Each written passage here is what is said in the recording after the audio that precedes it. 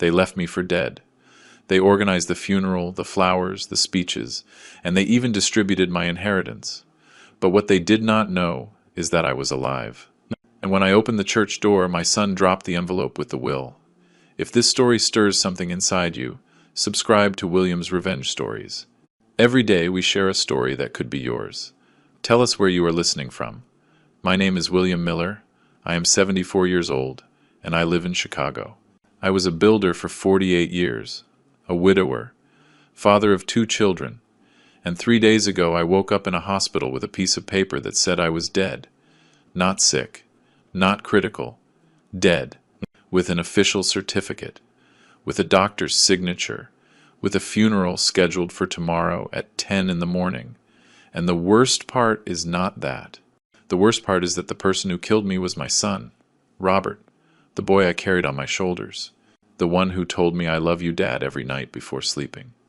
That same son signed my death certificate, and now he is organizing my burial. I open my eyes, and I do not know where I am. Everything is white, blurry. It smells like bleach. That cheap public hospital disinfectant. I have something in my nose. Tubes. Many tubes. In my arms. In my hand. Adhesive tape pulling my skin. It hurts. Everything hurts. I try to move, but my body does not respond. My legs feel heavy like they are made of cement. My arms, too. I hear beeping. Machines. Distant voices. Where the hell am I? I blink. The ceiling light burns my eyes. And then I see her. A woman. White uniform. Black hair tied back in a ponytail. She is holding a blue folder. She enters without looking at me, checking papers, pen in her mouth. And when she looks up and sees me awake, everything falls from her hands. The folder hits the floor. Bam! The papers fly out. The pen rolls to my bed. She freezes, mouth open, huge eyes, and she steps back, 1 step, 2, 3, as if I were a dead man who came back to life, as if I were the devil. "Mr. Miller," she whispers, and her voice trembles. It trembles so much I can barely hear her. She puts one hand to her chest, the other to her mouth. You should not be awake." "What? What does that mean?" I try to speak, but my throat is closed, as if someone had squeezed my neck for hours. A groan comes out, an ugly sound, hoarse, like a wounded animal. My mouth tastes like metal, like old blood, like medicine. She approaches, slowly, nervous. She looks at the door every 3 seconds, as if someone could enter. She touches my wrist with cold fingers. Freezing. Or am I the one who is cold? I do not know. She looks for my pulse. She counts, her lips moving without sound. "I need you to stay quiet," she tells me. And there is panic in her eyes. Real panic. "Please, sir, please. If someone hears you, if someone comes in and sees you awake," she takes something out of her uniform pocket, a paper, folded in 4, with trembling hands, as if she had Parkinson's. She shows it to me, and I read, "Certificate of Death, State of Illinois, Department of Public Health." I read my name there, with all the letters. William Miller, 74 years old. Cause of death, irreversible cardiorespiratory arrest. Date, April 23rd, 2025. Time, 11:47 at night. Certifying physician, Dr. Henderson. Professional license, seal, signature, and below, with blue ink, someone wrote with clear handwriting, "Body delivered to family members for final disposition." "Sir, you are dead," she says it looking me in the eyes, and those words fall on me like stones, as if they were burying me alive. Dead.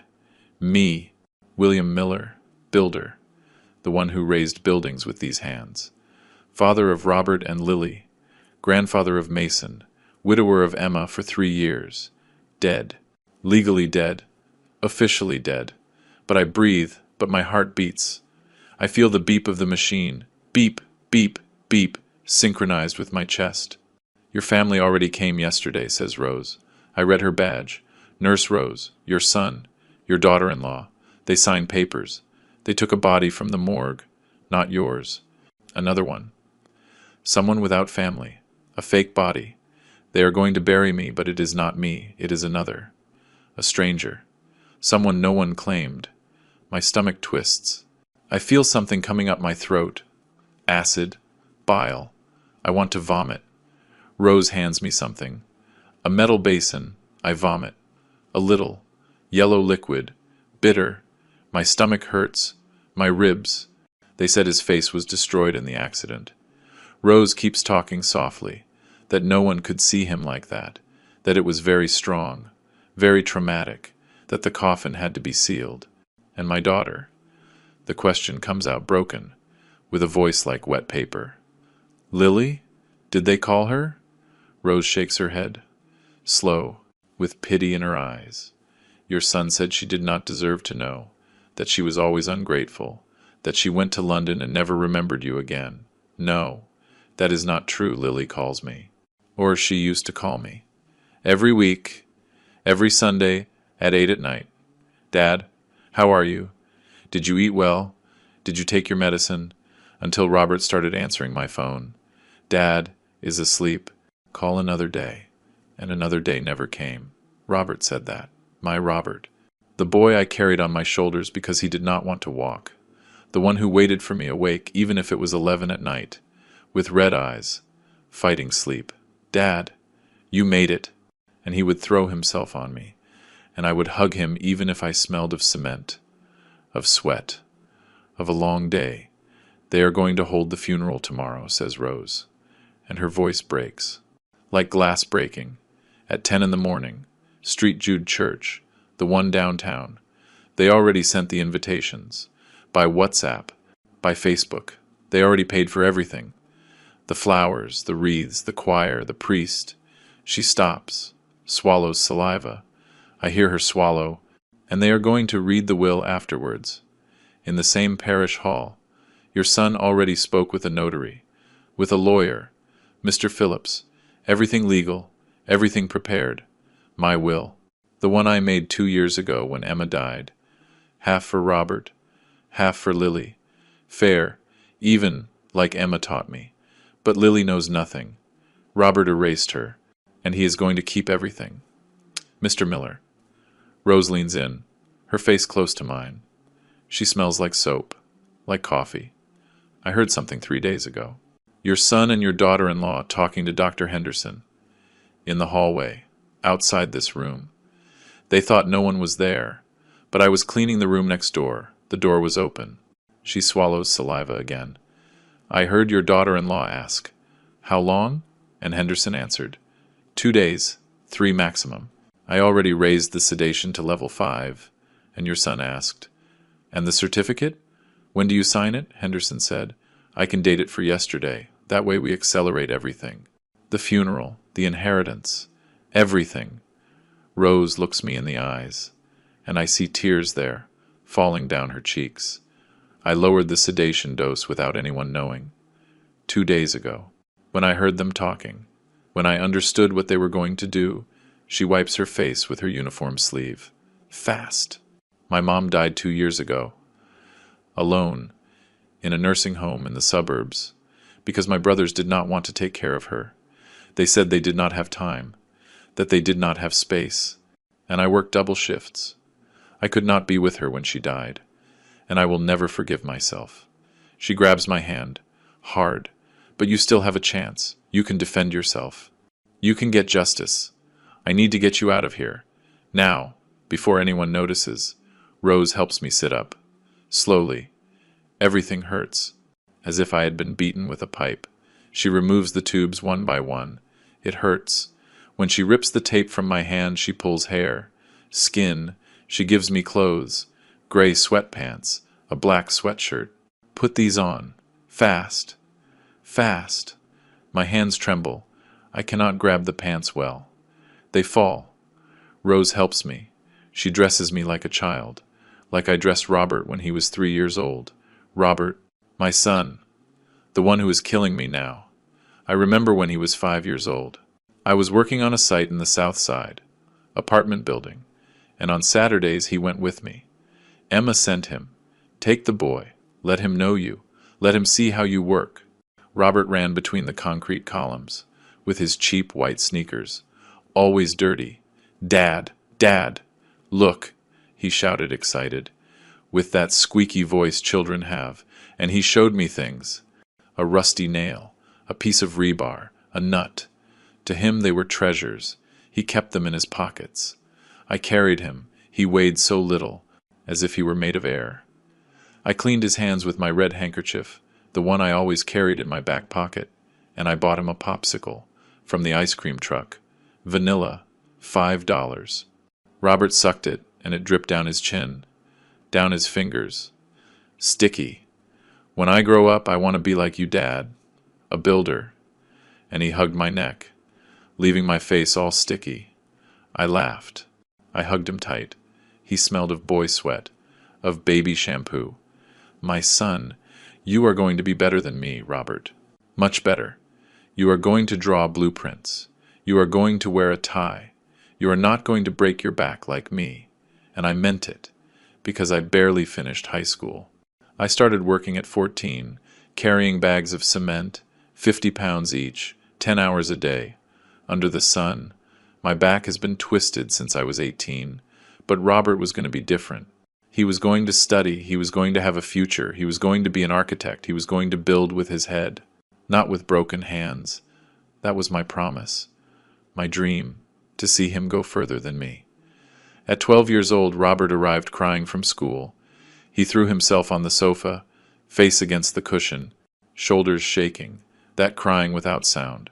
I went and sat beside him. I put my hand on his back. What happened, son? He took a while to answer, between sobs, between snot. The kids made fun of me. They said you are a bricklayer, that I stink of cement, that my clothes are from the discount store, that we are poor. He turned around, face red, wet, snot hanging, ugly, like children really cry. Dad, why didn't you study? Why aren't you a doctor or an engineer? That hurt me. It hurt in a place I did not know existed, but I did not get angry. I grabbed his face, with these hands full of calluses, of scars. Look at my hands, Robert. I put them in front of him, close, so he could see them well, rough, cut, burned by the sun, with broken nails, dirty. Do you see these scars? This one here? I pointed to a long one on my palm. I got it when I was 15, carrying metal sheets. It slipped, cut me to the bone, 8 stitches. This other one, I pointed to the thumb, hammer blow. It turned black. They thought I was going to lose it.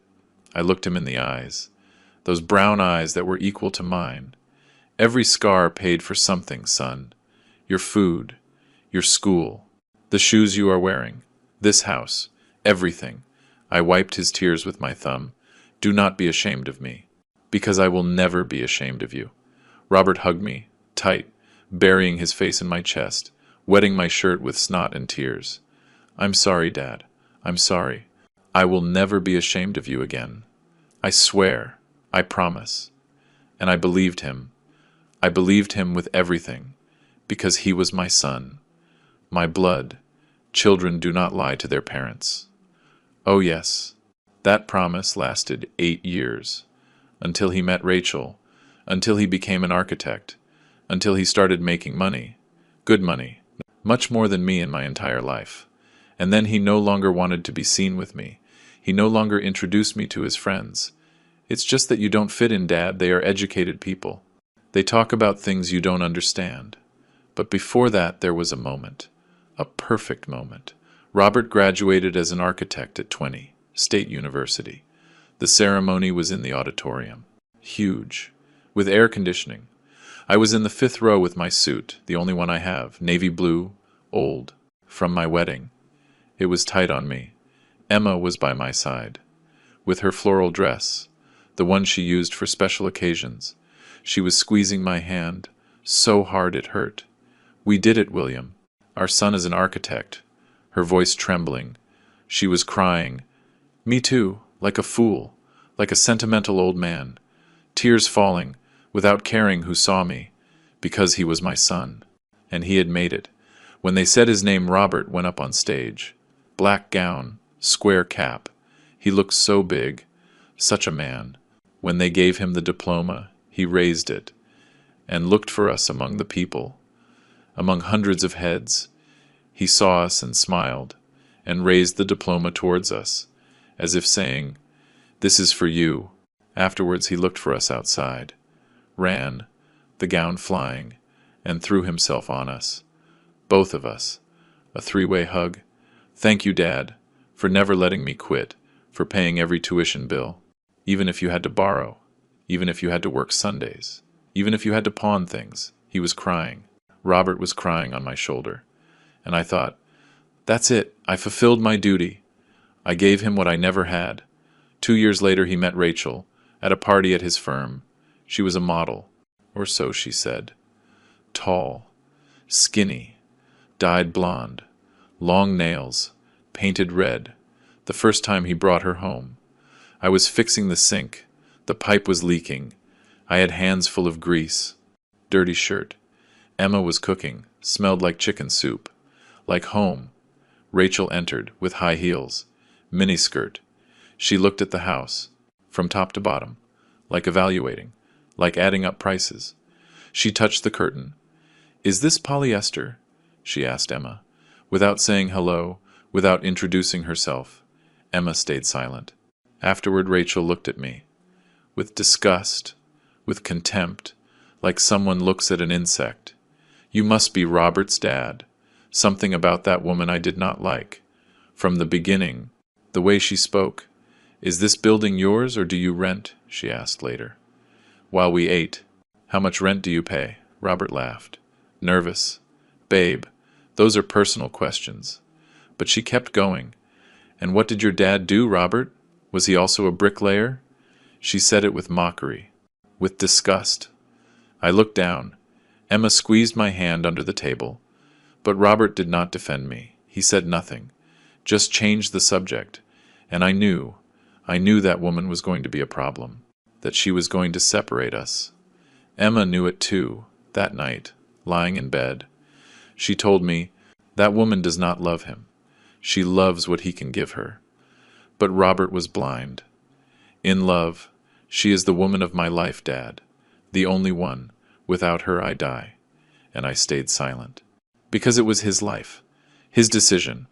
I paid for the wedding. All of it. 100 guests. Venue with a garden view. Imported flowers. Live music.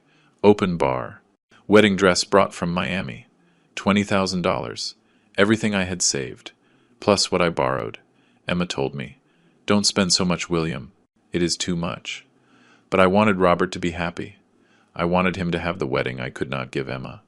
I never thought I was paying for my own death. That I was buying the knife with which they would stab me later. I never thought it. 3 years ago, General Hospital, room 212. Emma has been dying for 5 days. Pancreatic cancer. Stage 4. The doctors said it was days, not weeks. And they were right. I am sitting next to her bed, holding her hand. That hand that was strong before. That cooked, that cleaned, that caressed my face. Now it is only bones covered in yellowish skin, cold, veins marked like maps. She breathes with difficulty, with a tube in her nose. Oxygen. Every breath sounds like it costs her life. And it costs her. I can see how she fights, how her chest rises and falls. Too slow, too weak. Her eyes are closed, but suddenly she opens them, looks at me and whispers, "William, come." I get closer. I stick my ear to her lips. She speaks softly, with effort. "Promise me something."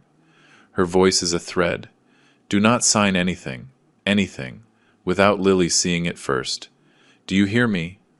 I nod. "Yes, love, I promise." But she squeezes my hand, with a strength I did not know she had. "No, swear it, for me, for our family. Swear it on the Bible. On our children. I break. I swear it, Emma. I swear it on the Bible. On our family. On you." She sighs, relieved, as if she had let go of a weight. "Rachel, that woman is going to destroy everything. She already started." She already put ideas in Robert's head. I saw how she looks at him, how she controls him, when I am not here. She coughs, blood in the corners of her lips. William, call Lily, now, before it is too late. I already called her love. She is on her way, leaves tomorrow from London. Emma shakes her head, weak, but desperate. Not tomorrow. Now. Let her come now. There is something I need to tell her. Something I hid, something about Robert and... The door opens.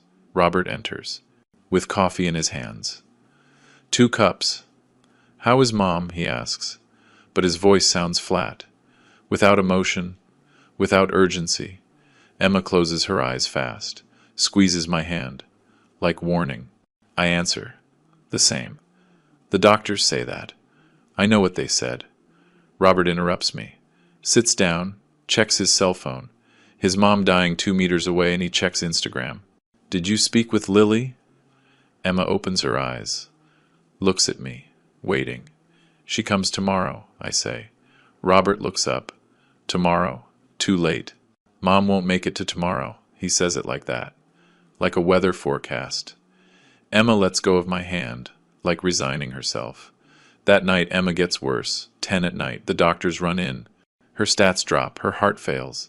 They take me out of the room. Robert is in the waiting room, asleep, on the plastic chairs, sleeping while his mother dies. I wake him up. Robert, your mom. You have to go in. Now.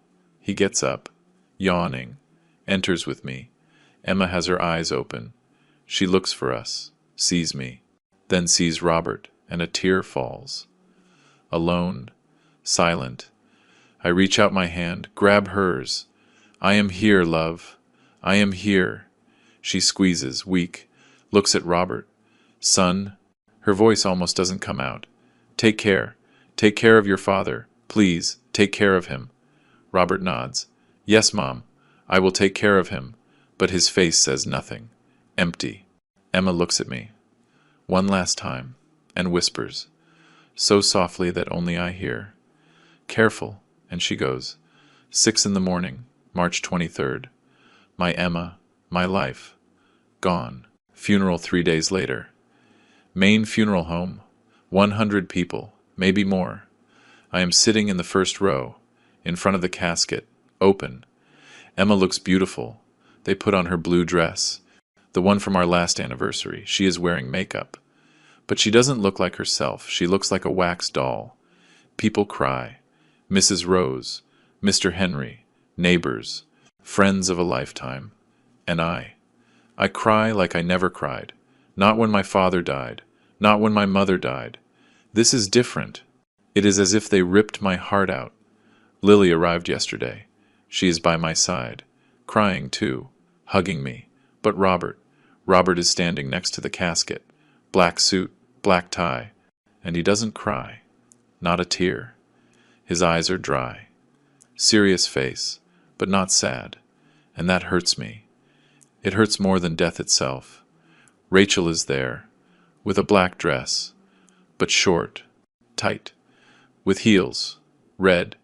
At her mother-in-law's funeral, red heels. She is talking to someone, a friend. I see them from my seat. I don't hear well, but I read her lips. How much did she leave? The friend asks. Rachel shrugs. I don't know yet, but Robert says there are properties. Quite a few, she smiles. At my wife's funeral. She smiles, already talking about inheritance. I feel like screaming at her, throwing her out. But I can't move. I am paralyzed. By grief, by disbelief. Lily notices. Dad, are you okay? I shake my head. That woman. I point to Rachel. Lily sees her, sees the smile, sees the red heels, and her face transforms. From sadness to fury. Bitch, she whispers. And I don't correct her. Because she is right. 3 days after the funeral, I am at home, in the kitchen, drinking coffee, alone. Lily stayed 2 days and had to go back. Work, responsibilities. I understand, but it hurts. It hurts to be alone in this house. in the house I built with Emma, where every corner has her memory. Knock on the door. Robert, with Rachel. They enter without waiting for an answer. Dad, we need to talk. They sit at the table. Rachel takes out papers from her bag.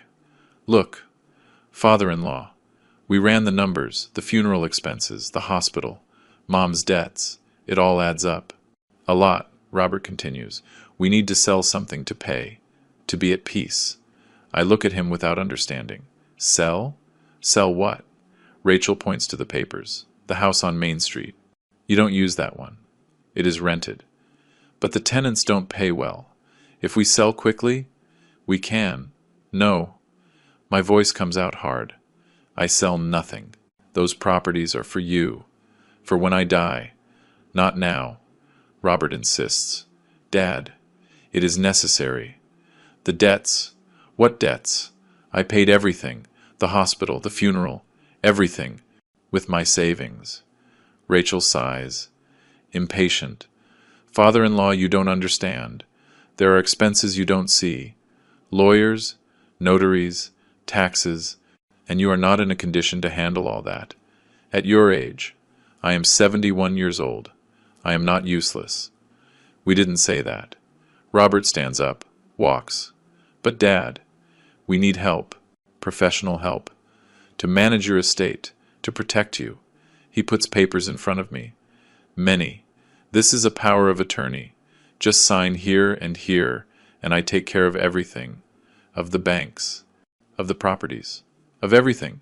So you don't worry. I remember Emma. Promise me you won't sign anything. I grab the papers, push them away. No, I don't sign. We talk later. With Lily, Rachel stands up, offended. Lily, the one who went to London and left you alone. That Lily. And they leave, angry, leaving me alone, with fear. 1 week later, I am cleaning Emma's closet. Her dresses, her shoes, everything smells like her perfume. Gardenia, cheap, but she liked it. I cry while I fold her clothes. To donate, to give away. And I find something, a shoebox, hidden in the back, behind everything. I open it. Letters, many, written by hand, with Emma's handwriting, all addressed to me. William, if you are reading this, it is because I am gone. I read, one after another, trembling. Rachel is stealing. I saw bank statements in her purse. From accounts I don't know. With Robert's money, a lot of money. I don't know where it came from.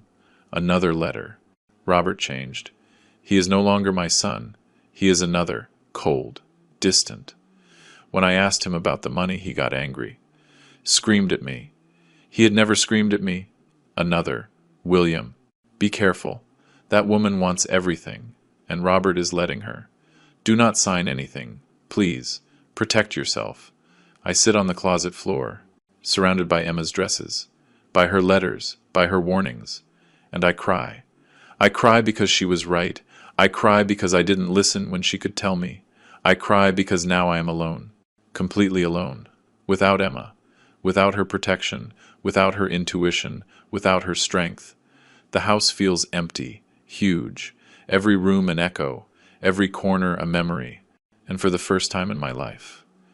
After 50 years of marriage, I feel old, really old, vulnerable, weak and scared, because Emma left, and she took the light from this house, and what remained is darkness and silence and fear. Rose dresses me like a child, puts on the pants, the sweatshirt. My hands don't work. They tremble too much. We leave through a back door. Emergency stairs. Smells like urine. Garbage. Outside it is dark, cold. A taxi waits for us. Rose pushes me inside. To Henry's Bakery, downtown. Fast. The driver starts. I look out the window. Empty streets, streetlights passing, and I think of Robert, of when this all started, of when my son stopped being my son. It was years ago, long before the pills, long before the hospital. It started the day Rachel walked into his life. And I saw it. My God, I saw it. and I did nothing. The first time Rachel looked at me like garbage was at Mason's birthday. My grandson was turning 7, April last year. I arrived with a huge gift, wrapped in red paper with gold bows. A tricycle, red, shiny, like the one I bought Robert when he was that age. It cost me $200. Everything I had saved that month. Mason was in the garden, with other children, running. When he saw me, he shouted, "Grandpa, Grandpa," and ran towards me, arms open. But Rachel appeared, from nowhere, grabbed him by the arm, hard. Mason made a face of pain. "Mason, say hello to your grandfather, and go with your cousins," like that, like an order, like a scolding. Mason looked at me, confused. But Grandpa brought a gift. Rachel pulled him. "Harder. We open it later." "Go!" And she pushed him towards the other children. Mason went, head down, dragging his feet, and I stayed there, standing in the middle of the garden, with the gift in my hands, feeling like an idiot. Rachel looked at me, up and down, with disgust. "Father-in-law, there is food inside, sandwiches, soda," and she left, just like that, leaving me alone. I went into the house. There was a long table with food, cheese sandwiches, sodas, but there was also another table, more elegant, with white tablecloths, with canapes, with wines, with imported cheeses. That one was for the adults, for Rachel's friends. I sat in a corner, in a plastic chair, ate a sandwich, tasted like nothing. I watched Robert on the other side of the garden, laughing with his friends, men with brand-name shirts, with Rolex watches, with Ferragamo shoes, drinking wine, talking about investments, trips, things I didn't understand. Robert saw me once. Our eyes met, and he looked away. Fast. As if he didn't know me. As if I were a stranger. As if he was ashamed that his friends knew that old man with a home-ironed shirt and old shoes was his father. That hurt more than any blow. At 8 at night I got up. It was already dark.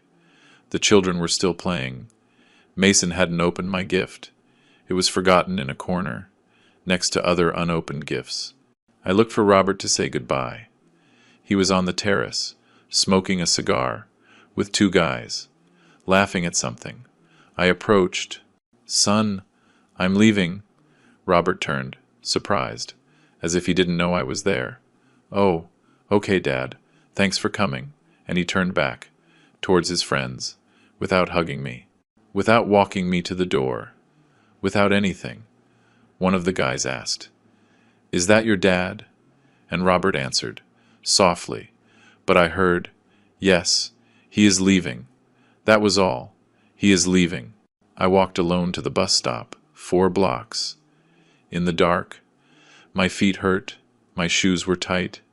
They were old, the sole was worn. I waited for the bus 30 minutes. It was cold. I sat on a bench, alone, and I cried, like a foolish old man, like a rejected grandfather, hot tears falling, without making noise. Because I already knew. I already knew something had changed, that my son didn't want me around anymore, that I was a burden, an embarrassment, something to hide. After that night, I stopped insisting on visiting. "Dad, today we can't. Dad, we are busy. Dad, better another day." There was always something, and I stopped calling. Mr. Henry told me one afternoon. I was at his bakery, like always, drinking coffee with a pastry, chocolate. Henry sat across from me. "William, what happened with Robert? I don't see him around here anymore. He used to come every Sunday to buy bread, rolls for you. And not anymore." I shrugged. I didn't want to talk. It hurt to talk. "He is busy, Henry." Henry shook his head. "Busy my ass. Yesterday I saw him pass in his new SUV, a black BMW, tinted windows. He passed by here. Saw you sitting in the window, and accelerated. He didn't even wave. He looked at me fixedly. That is not your son anymore, buddy. I don't know who he is, but he is not the boy I knew." 3 months back, Robert came to my house, without warning, knocked on the door. I was watching television, the news. I opened. "Son, What a surprise! He entered. But he wasn't alone. He brought a man, young, 40-something, white shirt, tie, briefcase, dad. He is Dr. Henderson. I want him to check you. I worry about your health. The doctor smiled. White as teeth. Perfect. Fake. Nice to meet you, Mr. Miller. Robert has spoken a lot about you. He shook my hand. Strong, professional, but there was something in his eyes, cold, calculating, like a used car salesman. He sat down, took things out of his briefcase, stethoscope, blood pressure monitor, flashlight, checked me, fast, pressure, heart, reflexes, and then the question started. Do you feel confused lately? Do you forget where you put things? Do you get tired walking? I answered yes to everything, because it was true. Yes, I got tired. Yes, I forgot things. I am 74 years old. It is normal, right? Henderson wrote everything down, in a notebook, with doctor handwriting, illegible. Mr. Miller needs medication. His pressure is high. His heart beats irregular, and there are signs of cognitive deterioration. Cognitive deterioration. Sounded ugly to me.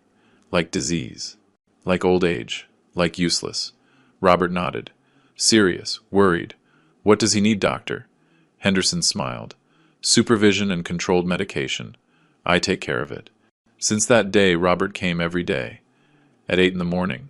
Punctual. With a plastic bag. With pills. 3 pills. 1 blue, 1 white, 1 yellow. Take them, Dad. They are important. And he gave me a glass of water. From the jug. I took them. Because he was my son. Because I trusted him. Because I thought he was taking care of me. But I started feeling weird. More tired. More dizzy. The days became blurry. I didn't know if it was Monday or Friday. I slept at 3 in the afternoon and woke up at 7 at night. Without knowing where I was. My house, the one I built with Emma, started feeling like a prison, dark, cold, lonely. One afternoon I looked for the papers I signed. When Emma died, I kept them in a drawer.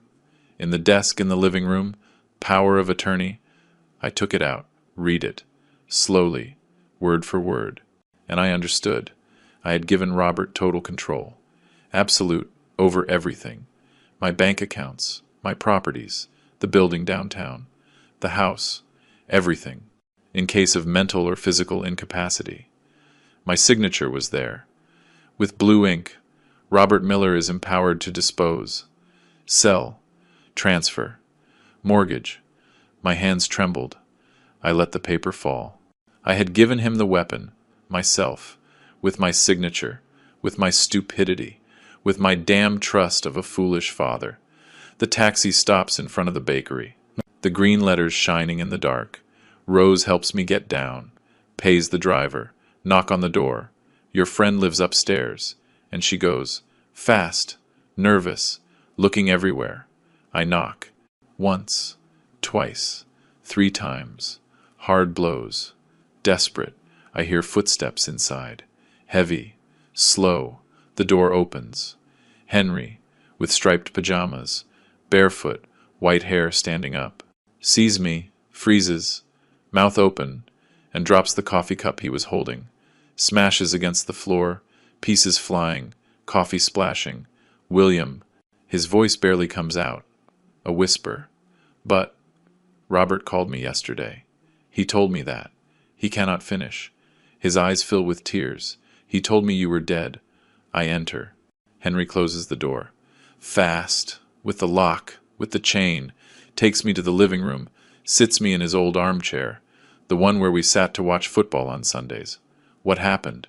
What did they do to you? His voice broken, scared. I tell him everything, since the pills, since the hospital, since I woke up dead. Henry listens, quiet, face paler and paler, redder, son of a bitch, he says when I finish. Stands up, walks in circles. Son of a bitch. Your own son, your blood, sits down, stands up, cannot be still. And I understand, because I wouldn't be able to either if I were him. If they told me someone did this, but it is not someone, it is my son. Rose said she heard something. I tell Henry, My voice comes out hoarse, scratchy. 3 days ago, Robert and Rachel talking to the doctor. In the hospital hallway. Henry sits down, leans forward. What did she hear? I swallow saliva. My throat hurts. Dry, Rachel asked. How long? And Henderson answered, 2 days. Maximum 3. I already raised the sedation. Henry turns white. Sedation. They were sedating you. I nod. So I wouldn't wake up. So I would die sleeping. Henry covers his mouth with his hands, as if he were going to vomit. My God, breathes deep, strong. What else? They talked about the certificate. Henderson said he could date it for a day before, to accelerate the funeral. Henry stands up, goes to the kitchen, returns with water. Gives me a glass. I drink, slowly. The water is cold. It hurts to swallow. And your daughter, Lily? I shake my head. Robert didn't tell her. Said she didn't deserve to know.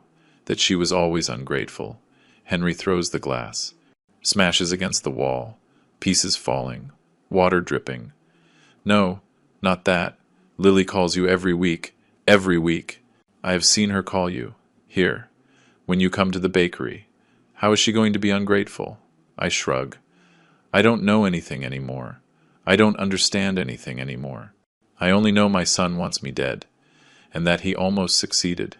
Henry sits down, grabs his head with his hands. Listen, William, I need to tell you something. Something I know for months. He looks at me. Red eyes. I had suspicions. For some time. Since Robert started visiting you every day. That wasn't normal. You told me. Henry. Robert comes every day now. How good. What a good son. But to me it sounded weird. Very weird. He stands up, goes to a drawer, takes out a folder. Old. Manila. With papers. Many. I hired an investigator, a friend, retired cop. Asked him to check Robert, to see what he was doing. Opens the folder, shows me papers. William, Robert sold 2 of your properties. 3 months ago. The house on Main Street, and the commercial space downtown. I run out of air, out of voice. What? Henry points to the papers. Deeds, contracts, signatures. He sold them below price, fast, in cash. $500,000 each, $1 million total. I grab the papers. My hands tremble so much I can barely read them. But it is there, my name, my signature. But it is not my signature. It is similar, but it is not mine. He forged my signature. Henry nods. And the money is in an offshore account, in the Cayman Islands. In the name of Rachel Miller, I am going to die. Really. My heart beats so fast I feel it is going to explode. Henry takes out more papers, photos, from a cell phone, printed. And there is more. Shows me a photo, Rachel, with a man, young, muscular, tattoos on his arms, shaved hair. They are kissing, in a cafe, in broad daylight. Another photo, both entering a hotel. Another, leaving, holding hands. Her personal trainer, Brandon. Her lover, Robert knows, and he doesn't care. Shows me messages, WhatsApp screenshots, from a phone I don't know. Rachel. When the old man dies, we leave. You, me and the money. Robert is an idiot, but a useful idiot. Brandon, and your husband. Rachel. Screw him. He already gave me what I needed. Access to the inheritance. I cannot breathe. I drown. Henry gives me air, fans me with a newspaper. Calm down, buddy. Calm down. But I can't. It is too much. My son, my Robert, is robbing me, is killing me, and his wife is cheating on him, and he knows, and he doesn't care, because he has my money, because he can live well, because I am a nuisance that must be eliminated. Henry grabs me by the shoulders. William, listen to me. There is more. Something worse. Worse. What can be worse? Rose called me an hour ago, before getting you out of the hospital. She told me something else she heard.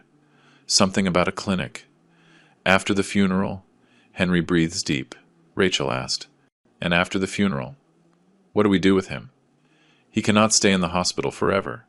He looks at me fixedly, and Robert answered, Henderson has a private clinic. Up north, for neurological rehabilitation. We transfer him there after the burial. No one asks anything.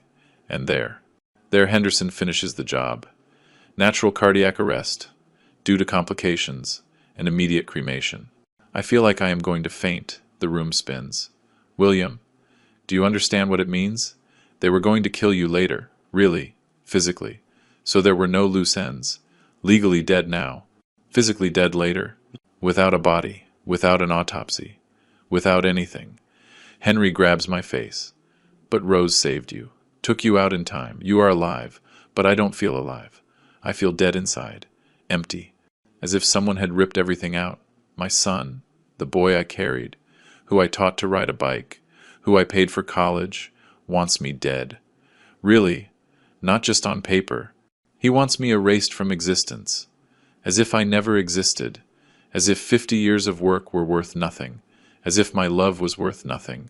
Henry hugs me, tight. Cry, buddy, cry, let it out. And I cry, like I haven't cried since Emma died. Strong sobs, ugly, without control, chest shaking, snot falling. Henry holds me, like a brother, like the only one I have left. When I calm down, Henry wipes my face with a towel. William, you need to contact Lily. Now. Right now. Before the funeral. She has to know. I take out my cell phone. From the sweatpants pocket, miracle it is still there, has low battery. 5%, I dial, from memory. The number in London rings. Once, twice. Please answer, please. Dad, her voice. Lily, my girl. After months, I break. Lily, daughter, I need you to come. Now. Already. Your brother is killing me. And I tell her everything, between tears, between sobs. She cries on the other side. I am going there. Dad, tomorrow. First flight. I swear. I hang up. Look at Henry. My daughter is coming. I am no longer alone. And Henry nods. You were never alone, buddy. I was always there. And I will always be. It is 4 a.m. Henry and I are sitting in his living room, in silence. He drinking coffee, me with water. I cannot drink coffee. My hands tremble so much I would spill it. Henry turns on his old computer. The screen flickers. Blue, black, blue again. William, you need to see this. Opens Facebook, enters his account, and searches. Robert Miller. The profile appears. Robert's photo, smiling, with a suit, with Rachel by his side, with Mason, a perfect family. Henry clicks on something. A post. From yesterday, 9 p.m, and I read, with deep pain, the Miller family communicates the sensitive passing of our beloved father, father-in-law and grandfather, William Miller, who departed to the house of the Lord on April 23rd at 11:47 at night. His remains will be viewed on April 24th at 10 a.m. at St. Jude Church, downtown. Please confirm attendance. Below. Comments. Hundreds. I am so sorry, Robert. My condolences. May he rest in peace. He was a great man. Lies. Everyone lying. Because I am not dead. But for them, yes. For the whole world. William Miller died last night. Henry keeps scrolling down. More comments. A photo. Of me. Old. From 10 years ago. When I still had black hair. When Emma lived. I am smiling. With a white shirt. At a family meal. Happy. Alive. And now that photo is my obituary. My farewell. Henry points to something. Look at this. A comment from Rachel. Posted 3 hours ago. Thanks to everyone for your signs of affection. My father-in-law was a hard-working and dedicated man. We will miss him a lot. The family asks for privacy in these difficult moments. They gave it 150 likes, 50 more comments, all saying the same. Condolences, peace, rest, and I am here, alive. Watching my own funeral on a computer screen. And Lily? I ask. My voice comes out broken. Henry searches, enters my daughter's profile. Lily Miller, lives in London, UK. Her last post is from 2 days ago. A photo of a park with her nurse uniform. Long day, but satisfying. Nothing about me, nothing about my death. Because she doesn't know. Robert didn't tell her. Henry closes the computer. I called her old number. An hour ago. No answer. She changed numbers. I want to die. My daughter. 4,000 miles away. Without knowing her brother is killing me. Without being able to come. Without being able to defend me. Robert planned it perfect. Without uncomfortable witnesses. Without questions. Only him, only Rachel, only the money. Henry takes out his phone, opens WhatsApp. Look at what Robert sent me, shows me. A message from yesterday, 8 at night. Mr. Henry. I regret to inform you that my father passed away this morning. Massive stroke. It was fast. He didn't suffer. The funeral will be tomorrow at 10 a.m. at St. Jude Church. I hope to count on your presence to say goodbye to him, as he deserves. Regards, Robert Miller. Formal, cold, like an office email, like a meeting invitation, not like the message of a destroyed son who just lost his father. Henry looks at me. See? He doesn't even sound sad. He sounds relieved. Henry has more. Photos. From the funeral home. A friend of his took them. Yesterday afternoon. Shows them to me one by one. The casket. Black. Shiny. Closed. Name engraved on a gold plate. William Miller. 1950. 2025. Flower wreaths around. White. Purple. With ribbons. From your son who loved you so much. Rest in peace, Dad. Always in our hearts. Lies. All lies written on silk ribbons. Henry passes to another photo. Robert, standing next to the casket, with black suit, black tie. But he is not crying. He is checking his phone, with a hand in his pocket, casual, like waiting for the bus. Another photo. Rachel, with black dress, deep neckline, high heels, red, at a funeral, red heels, perfect makeup, false eyelashes, red lips. She doesn't look like a widow. She looks like a runway model. She is smiling, talking to someone, with a glass in her hand. Glass? In a funeral home, Henry explains. They put a bar with wine, with whiskey, with snacks, as if it were a party. Shows me another photo. The table, with appetizers, with cheeses, with prosciutto, with bottles of red wine, expensive labels, all paid with your money. William. With the cards Robert has access to since you signed the power of attorney, I feel I am going to drown. This is not a funeral. It is a celebration. They are celebrating my death. Henry puts the phone away, breathes deep. There is something else. Something I need to tell you. Stands up, walks to the window, moves the curtain a little, looks outside. Dark still. A month ago I came to see you. Remember? I think. A month ago. Yes, he came. Knocked on the door. I was asleep. On the sofa. Robert attended him. You couldn't enter. Henry turns. Looks at me. Red eyes. Robert told me you were asleep. That you didn't want visitors. That you were very tired. I nod. I remember that day, vaguely, but I heard your voice inside, saying, "Who is it?" And Robert shouted, "No one." Dad, go back to sleep. Henry approaches. Kneels in front of me. He blocked me. Your son blocked my entry.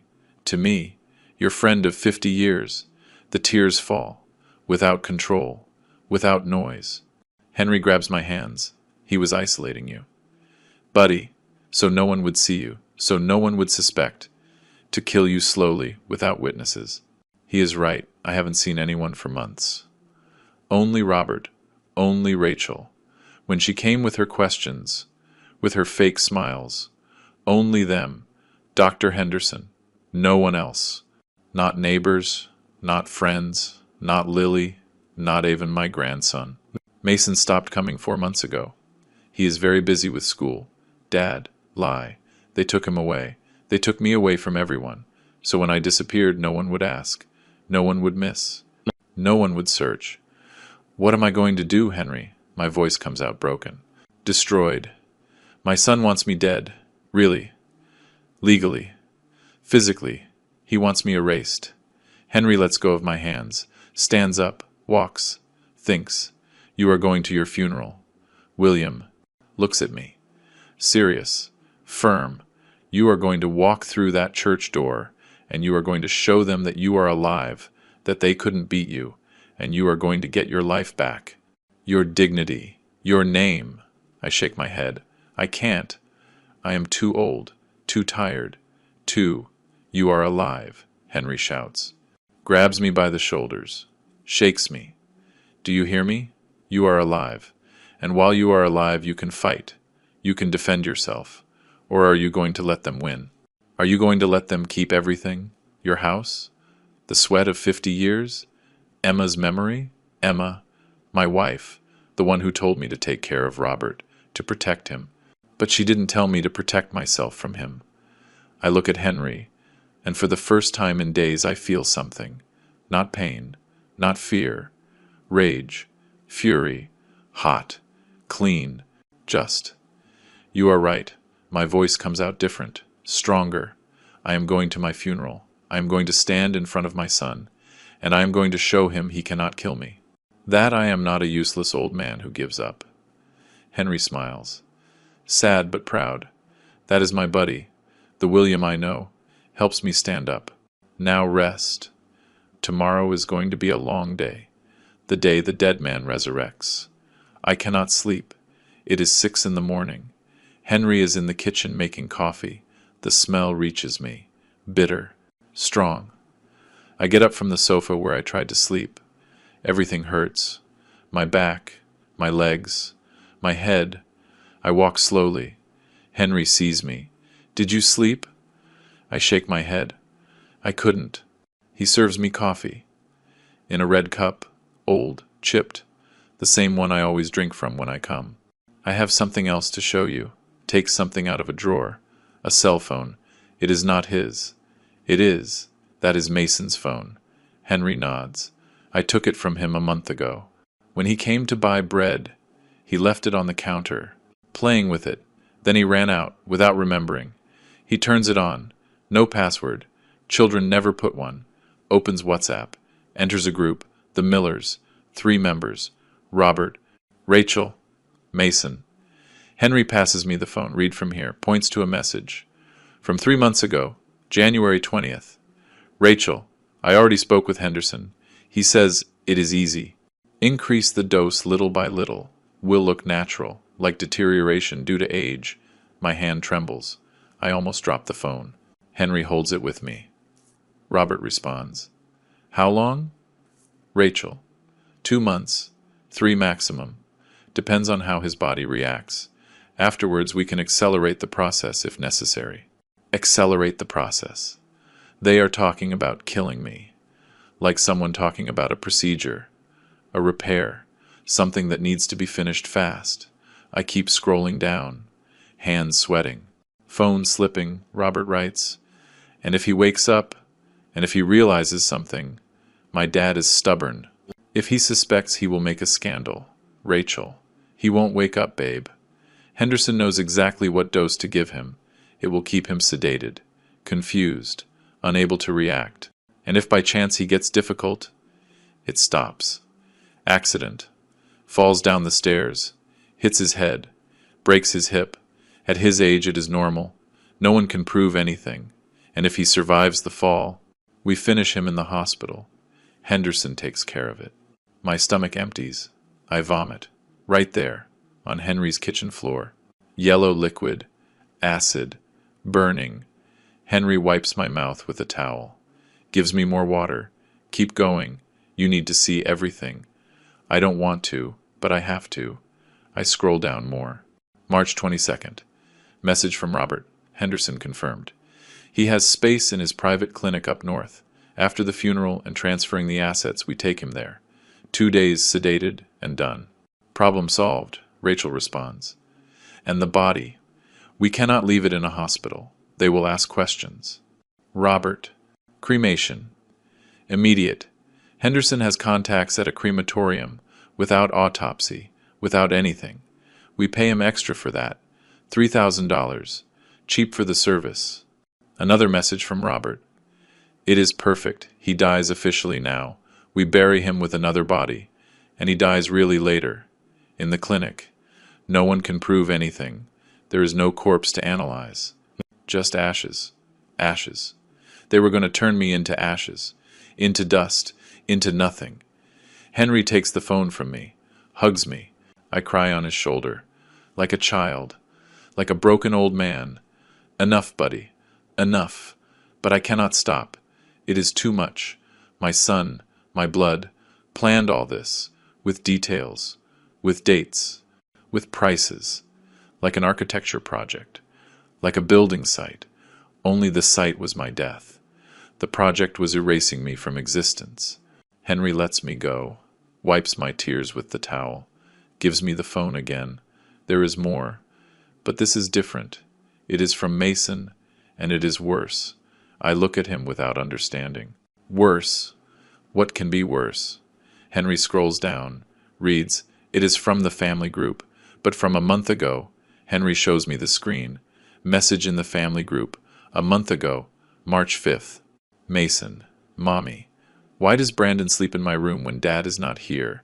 My heart stops, freezes. My grandson, 8 years old, asking that. I read Rachel's response. He doesn't sleep in your room, my love.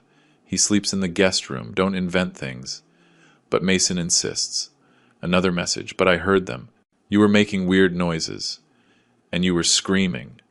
And afterwards he came out of your room shirtless. Rachel, shut up. Mason, don't be a liar. If you keep inventing things, I am going to punish you. Do you hear me? Another message from Mason. 2 weeks ago. Dad, why do you count so much money on the table? Is it Grandpa's? No answer. The message remains seen. Blue check marks.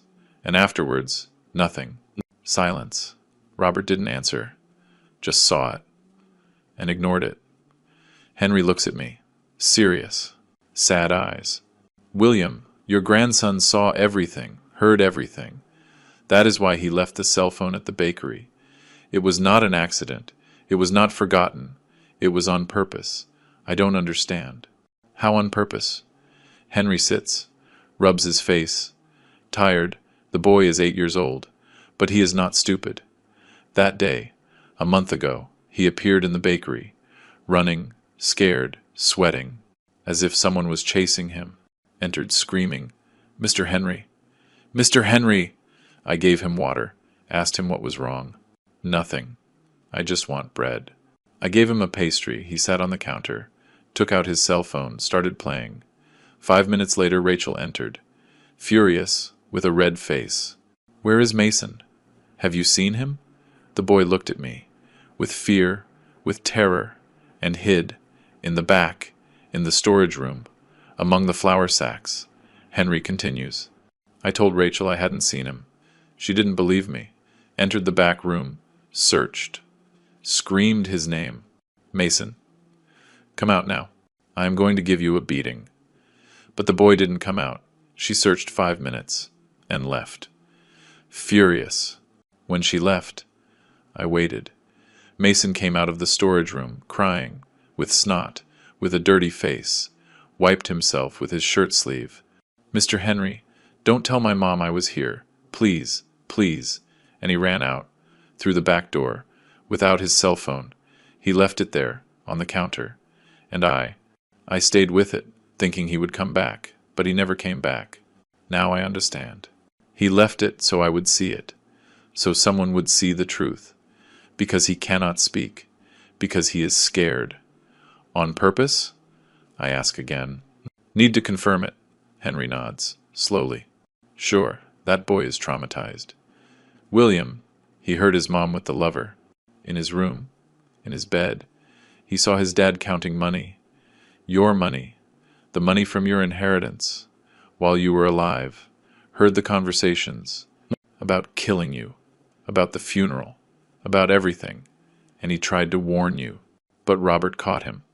Shows me another message. Older. 2 months ago. From Mason in the group. Grandpa, I am scared that you are very sick. Can I go see you? Rachel responds. No. Grandpa needs to rest. Don't bother him. He is very delicate. Mason insists. But I miss him. I haven't seen him for 2 months. Rachel. I already told you no. Obey. And Robert. What does Robert say? Nothing. He doesn't defend his son. Doesn't explain. Nothing. Henry scrolls down more. There is another one. In private. Between Robert and Mason.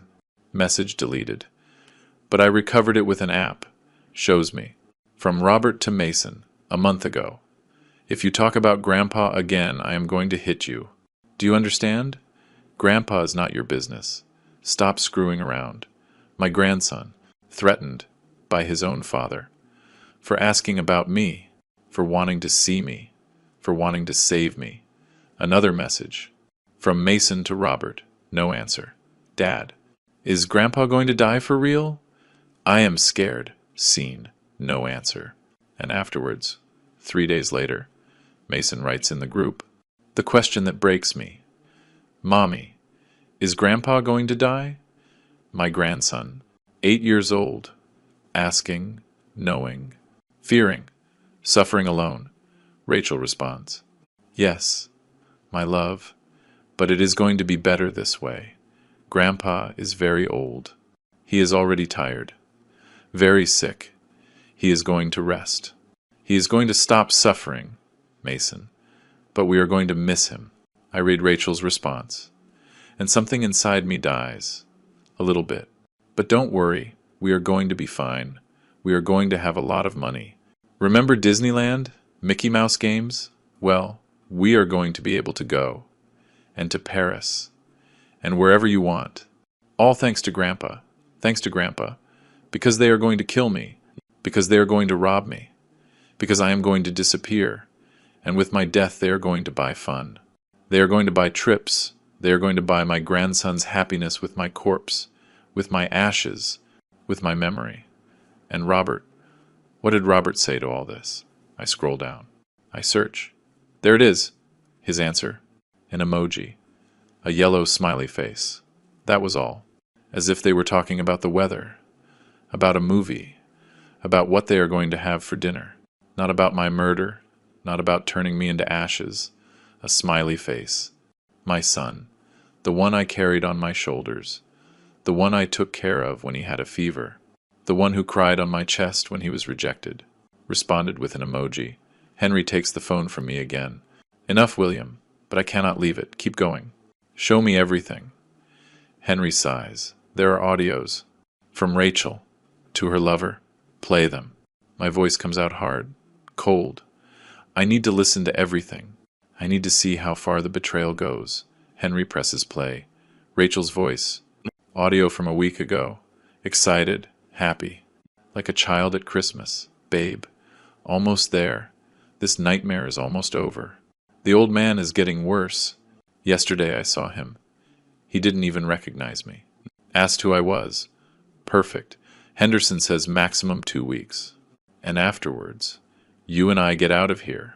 With everything. With the money. With the properties. With everything that old man hoarded like a rat for 50 years. She laughs. An ugly laugh. Like a witch. Robert is an idiot. But a useful idiot. He signed everything I put in front of him. Everything. The power of attorney. The transfers. Everything. Without reading. Like a sheep. My blood boils. My ears burn. Chest tight. A man's voice. Deep. Mocking. Brandon. The lover. And your asshole husband doesn't suspect anything. Does not seem weird to him that I am fucking you almost every day? Rachel lets out a laugh. Loud. Obscene. Robert? Please. That coward is so busy counting how much he is going to inherit that he sees nothing else. He cares more about the money than his pride, than his manhood. As long as I give him access to his dad's accounts. He can see me screwing half of Mexico and he won't say anything. Pause. Heavy breathing. Besides, I already told him. When I have all the money I divorce him, give him his part. And you and I leave. Far away. To Canada. Or to London. where no one knows us. Another audio. More recent. From 3 days ago. Rachel again. It's done, babe. Henderson already signed. Death certificate dated for yesterday. Funeral tomorrow. Closed casket. Fake body inside. No one will know. In 2 days I transfer the first million. Half for me. Half for Robert. And we start the paperwork for the properties. Henderson takes 200,000. For the whole package. The certificate. The clinic. The cremation. Everything included. She laughs again. It is like buying an all-inclusive package at a travel agency. Only instead of vacations, we buy the death of a troublesome old man. Henry stops the audio. Looks at me. I cannot speak. Jaw tight. Teeth grinding. Henry speaks for me. Your daughter-in-law, the mother of your grandson, speaks like that about you. It is not a question. It is a statement. Henry takes out more papers. Prints. Screenshots. 2 weeks ago, Rachel transferred $200,000 to an account in the name of Brandon Suarez. Your money. So her lover buys a condo in Cancun. Shows me the receipt. Bank transfer from my account. The one Robert manages. $200,000. March 22nd. And there is more. Your son sold 2 properties without telling you. Using the power of attorney. The house on Main Street. $500,000. And the place downtown. Another $500,000. Sold below price. Fast. To liquidate. The money is in the Cayman Islands. In an offshore account. In Rachel's name. $1 million. Disappeared. Stolen. By my son and his wife. I worked 30 years to buy those properties. 30 years of sun. Of tiredness. Of sacrifice. And they sold them in 2 months. As if they were trash. If you are listening to my story, please tell me in the comments where you are watching us from. Sometimes knowing there are people in the world listening gives me strength to continue. It is the night before the funeral. Wednesday, 10 at night. Henry and I are in his living room, reviewing everything. He has papers everywhere, photos, screenshots, recordings. Tomorrow you arrive. You enter, and you destroy them. Sounds easy when Henry says it, but my hands tremble. My body is weak. I can barely walk without a cane. And if I can't? And if I faint? And if? Henry interrupts me. You are not going alone. I go with you. Lily, too. Rose declared before a notary this afternoon. Everything she saw, what she heard, and Mr. Phillips comes tomorrow morning with the real will, the one you made 2 months ago, leaving everything to charity. I nod, but fear eats me inside. My phone vibrates. It is on the table, charging. The screen lights up. WhatsApp message. Robert, my heart jumps. Stupid, pathetic, that hope that never dies, the one that kills you little by little. I grab the phone, hands sweating.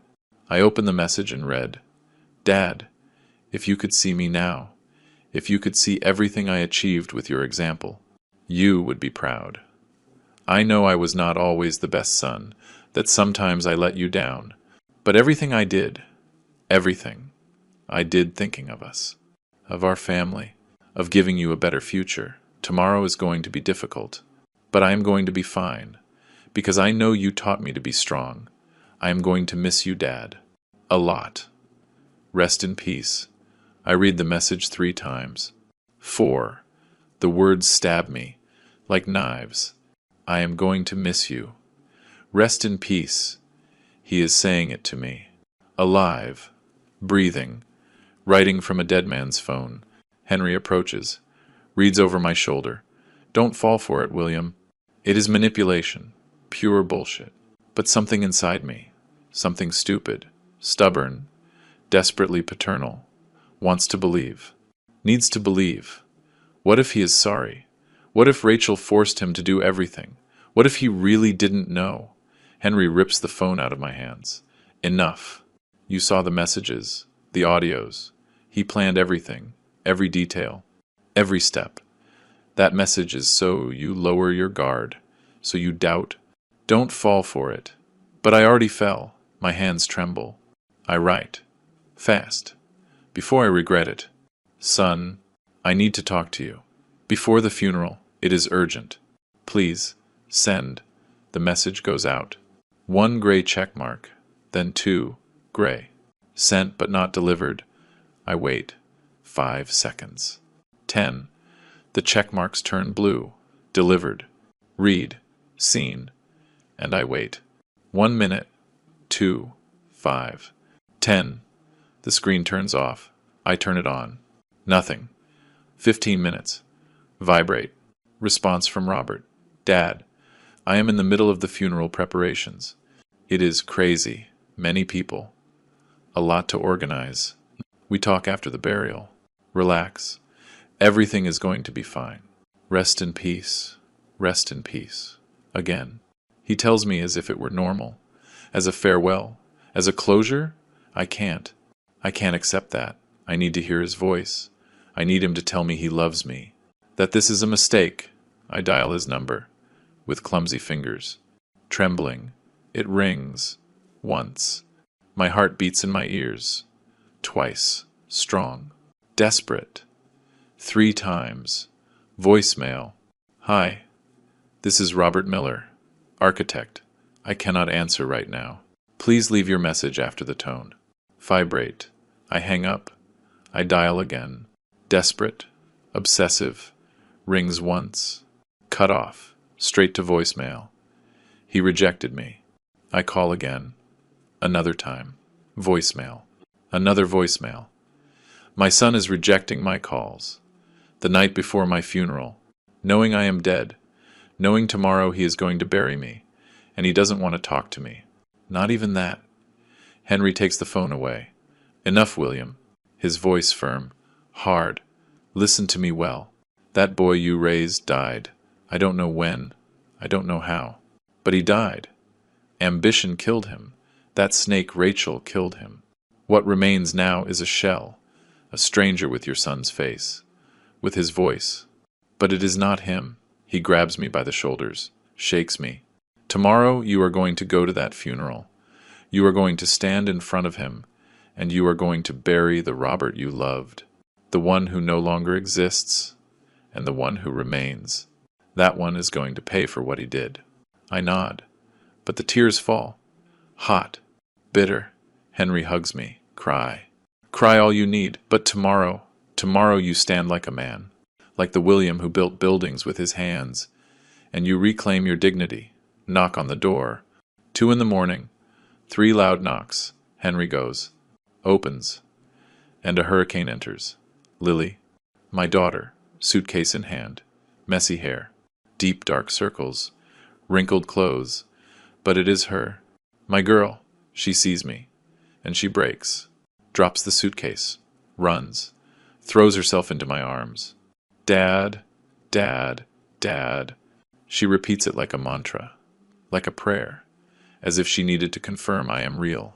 That I am alive. And I hug her. So tight it hurts her. I can feel her trembling. Sobbing against my chest. I'm sorry, my girl. Sorry for not calling you sooner. For not. She covers my mouth with her hand. No, you don't have to apologize. He does. That son of a bitch does. Lily pulls away. Grabs my face with both hands. Looks at me. Emma's eyes. Green. Teary. Did he do this to you? Did Robert do this to you? She touches my dark circles. The sunken cheekbones. The skinny arms. I nod. I can't speak. She turns pale. She wobbles. Henry grabs her. Sits her down. Brings her water. Drink. Slowly. And he tells her everything.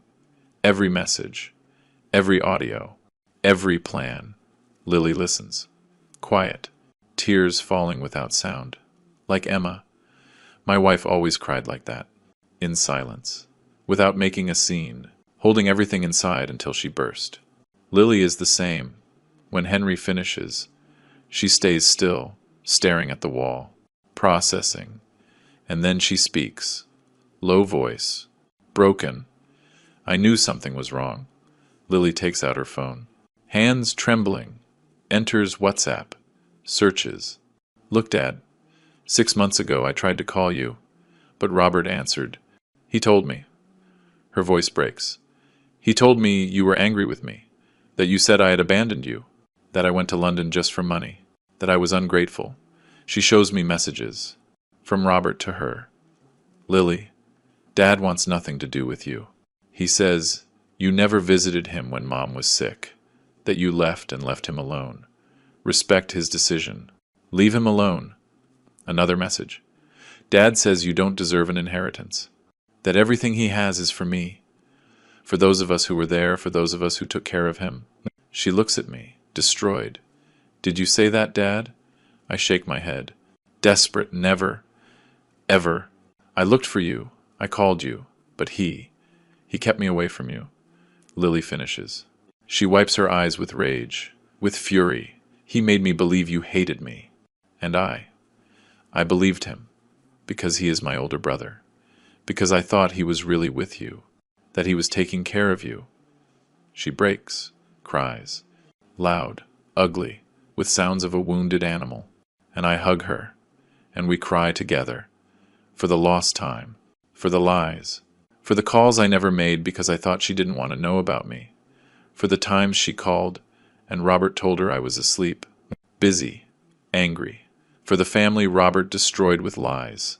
Henry lets us cry, brings us water, coffee, bread, and when we calm down he speaks. Serious voice, firm.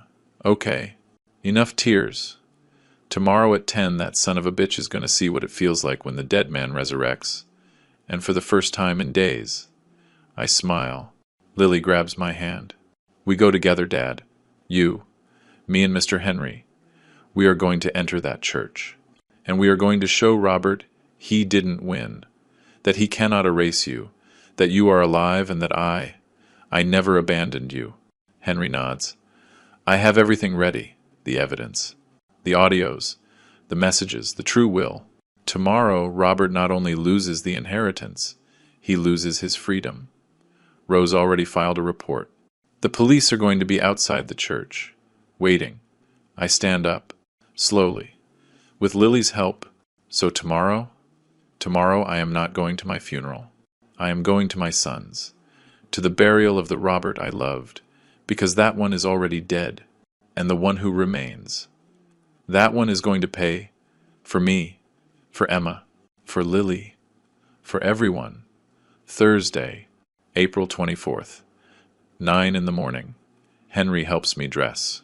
Everything hurts. My legs don't respond well. My arms are heavy. But I put on the suit. Black, the same one I wore at Emma's funeral 3 years ago. Smells like mothballs. Stored away, like memories. The white shirt, it doesn't fit me anymore. It hangs. I have lost 30 pounds. 40. The gray tie. Henry knots it for me. My hands tremble too much. Lily combs my hair. With water, with gel, trying to make me look presentable. You look handsome, Dad. She lies. I know. The mirror reflects a skeleton with skin. But I am alive, and that is what matters. That I am alive to face them. We get into Henry's car, an old white sedan from the 90s. Dented, but it works. He drives slowly, through the streets of downtown, 8 blocks to the church.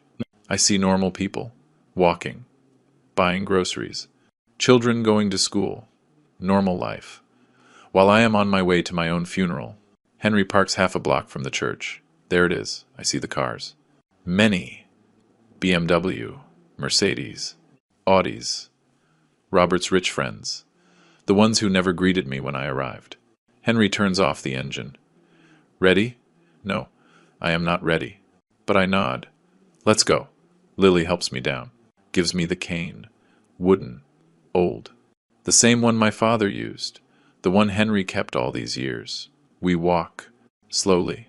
Me in front, Lily on my right, holding my arm. Henry on my left, like guards, like family. I can see the entrance of St. Jude Church, the stone facade, the carved wooden doors, and the flowers. My God, the flowers, huge arrangements, white, lilies, roses, orchids, with purple ribbons, gold, in memory of William Miller. Rest in peace, friend. You were a great man, lies written on silk, spent with my money, to mourn a dead man who is not dead. The door is open, music comes out, organ, Ave Maria, the same one they played at Emma's funeral. Rachel thought of everything. I stop at the entrance, right on the threshold. From here I can see everything. The church full, 200 people, maybe 300, all in black, sitting on the wooden pews, and in front, the casket, my casket, black, shiny, sealed, with my name engraved on a gold plate. William Miller, 1950, 2025. 74 years, wreaths around, candles lit, and Robert, my son. First row, sitting next to the casket, black suit, black tie, white handkerchief in hand. He brings it to his eyes, like wiping away tears. But there are no tears. I see his face, dry, hard, waiting for the mass to end, waiting to read the will, waiting to count the money. Rachel is by his side, black dress, but it is not a mourning dress. It is elegant, tight, low cut, with red heels. Red. At my funeral, her hair is loose, perfect makeup, red lips. She doesn't look like a widow. She looks like a model. She smiles, talks to someone next to her. A woman whispers something in her ear, laughs, softly. At my funeral, Mason is between them, my grandson, with a little black suit, too big, the sleeves hang. He is sitting, still, staring at the casket, confused, scared. He doesn't understand why he is there. Why Grandpa doesn't move? Father Thomas is at the altar, with white robes, raising the host, the body of Christ. The people respond, Amen. They are taking communion at my funeral, eating the body of Christ while my fake body rests in a box. It is time, says Henry. His voice pulls me out of the trance. I breathe deep, once, twice, 3 times. The air enters with difficulty, as if my lungs were full of water. Lily squeezes my arm. I am with you, Dad, until the end. Henry stands on the other side. And me too, buddy. Let's go. And I start walking, slowly, step by step. The cane hits the marble floor. Tap, tap, tap. The sound echoes, loud, in the silence of the Mass. Some turn around. A man in the last pew opens his eyes, huge, brings his hand to his mouth. A woman sees him, screams, My God, stands up, crosses herself, once, twice, 3 times, fast. Like an exorcism, more people turn. The murmur grows, like a wave. It is him. It cannot be. William, William, he is alive. How? I keep walking, without stopping, looking straight ahead, at the casket, at Robert, who hasn't turned around yet. He is distracted, looking at his phone, hidden in his pocket. Father Thomas sees me. He is coming down from the altar, with the chalice in his hands. He sees me. He drops it. The chalice bounces on the marble floor. Wine spilling. Red. Like blood. He brings his hands to his chest. Crosses himself. Holy sacrament! His voice comes out broken. William. But, Robert said. He cannot finish. Robert hears his name, turns around, annoyed, and sees me. Our eyes meet, 10 feet away. His eyes open, like plates. His mouth, too. Pure shock. He stands up, wobbling. Dad. Rachel turns, sees Robert, pale, then she sees me, and lets out a scream. Sharp, hysterical, like in a horror movie. She stands up abruptly. The pew creaks, steps back, trips over her purse, over her heels, twists her ankle, falls, hitting against the pew behind. Mason screams. Mommy, confused, scared. Robert doesn't move, frozen, looking at me, as if he saw a ghost. And maybe I am a ghost. The ghost of his conscience, of his betrayal, of his greed. The church explodes, people standing up, screaming, crying, running towards me. Mr. Miller, he is alive. It is a miracle. Thank God. They surround me. They touch me. They hug me, as if they needed to confirm I am real, that it is not a hallucination. But I only look at Robert, who is still there, paralyzed, white as paper. He has something in his right hand, an envelope, yellow, with seals, the will, the fake one, the one he was going to read after burying me. I walk towards him. The people part, like a sea opening, total silence. Only my steps.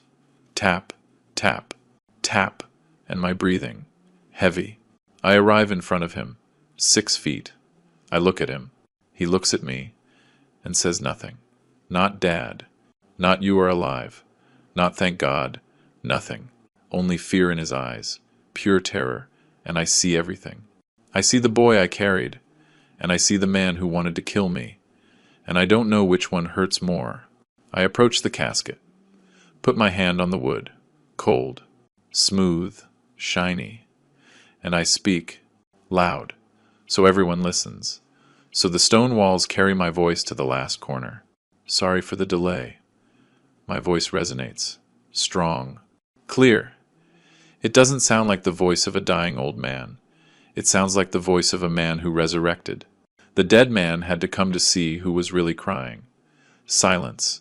No one breathes. And then, explosion, screams, hysterical crying, people running, hugging me. Mr. Stephen, the ice cream man, crying. Mr. Miller, I thought I had lost you, Mrs. Rose. My neighbor kissing my hand. Miracle. And I hug them. Everyone, because they really loved me. They really mourned me. But then I turn towards Robert, who is still frozen, with the envelope in his hand. I point at it. That paper you have, son. The word son hurts me coming out, like glass in my throat. It is worth nothing, because the dead man. I smile, but it is not a happy smile. It is a smile of justice, of truth, of the end. The dead man is alive, and has a lot, a whole lot, to say. Lily appears by my side, stands in front of Robert, and slaps him. Hard, the sound echoes, the mark of 5 fingers turning red on his cheek. This, she says, firm voice. Furious, is for our father, son of a bitch. I take an envelope from my jacket, from the inside pocket, yellow, thick, sealed, with red notary seals, with signatures in black ink, with dates, with witnesses. I raise it, high, so everyone see. My hand trembles, but I hold it firm. This, my voice resonates in the whole church. This is my true will, the real one, signed 2 months ago, on February 20th. Before Mr. Phillips, public notary number 112, with 3 witnesses present, everything legal, everything valid, everything in order. People murmur, confused. Robert turns paler. If that is possible. And then, a voice from the back, I confirm. Mr. Phillips, standing in the last pew, gray suit, briefcase, walks to the front, slowly, with authority. I drafted that document. It is registered, certified, and it is valid before any court. Robert finds his voice. Comes out broken, desperate. Dad, I don't understand. You died. The doctor said that your heart. I laugh. I cannot avoid it. A bitter laugh, dry, without humor. The doctor? You refer to Dr. Henderson? I say his full name, clear, loud. The one you paid $20,000 to kill me? 10,000 now? And 10,000 after the burial? That doctor? The whole church gasps. A collective gasp, as if everyone had received a blow. Robert shakes his head. Frantic, hands in front. No, that is not true. I never. That is a lie? I interrupt him, and I take out another paper. Henry gave it to me this morning. Is this a lie? It is a screenshot, enlarged, of a bank transfer, $20,000, from your account to Dr. Henderson's account. Date, March 20th, Concept. Professional services. The church explodes. Screams. Insults. Murderer! Unnatural son! Rotten jail! Two men stand up. They want to grab Robert. Henry stops them. Calm down. Justice is coming. Lily approaches Robert. Slowly, like a hunter, and gives him a slap. Hard, with the whole open hand. The sound echoes like a shot. Robert brings his hand to his cheek. Red, with the mark of 5 fingers. Teary eyes. But not from sadness, from physical pain, from humiliation. Lily looks at him with pure disgust. This is for our father. Son of a bitch! You killed your own father. You kept me away from him with lies. You made me believe he hated me. That I was the bad daughter, she cries, but doesn't stop. And I believed you. I believed you because you are my brother, because I thought you would never lie to me. She gives him another slap. Harder. Robert falls to his knees. You are a monster. Rachel tries to stand up. Defend herself. Defend Robert. This is ridiculous. William is senile. He is inventing things. Henry appears behind her, puts his hand on her shoulder, hard, pushes her back to the pew. Sit down. Shut up. Your turn is coming, and believe me, it is going to be worse. Rachel looks at him with hate, but sits down, calculating, already thinking of lawyers, of defenses, of how to get out of this. I open the envelope, take out the pages. 5 sheets, printed, with letterhead, with seals. I unfold them. My hands tremble, but I read loud. Clear, so everyone hears. I, William Miller, American citizen, 74 years of age, in full use of my mental faculties, declare null and void any previous will. I keep reading. My voice comes out firmer, stronger. I declare that all my assets, properties, bank accounts, investments, and complete estate will be destined to create the Emma Miller Foundation for Senior Aid, with the objective of helping elderly women and men abandoned by their families, victims of economic abuse, victims of mistreatment, victims of ungrateful children. I pause. Look at Robert, straight in the eyes. To my son Robert Miller, I leave exactly the same thing he left me. Nothing. 0. Not $1. Not a cent. The church roars. Applause. Shouts. Well done. That's it. Robert has his face in his hands, sobbing. But I don't know if they are real tears, or of frustration, of rage, of having lost. Besides, I raise my voice. Everyone goes quiet.